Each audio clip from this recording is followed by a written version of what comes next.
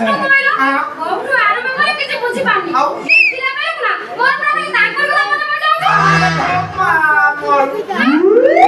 ଆଲୋ ମା ତୁ ଲେଖିଲା ବେଳକୁ ଏମିତି କାହା କଥା ମନେ ପଡି ଯାଉଛି କି?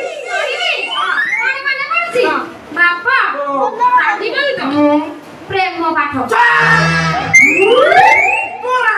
ପ୍ରେମ ପାଠ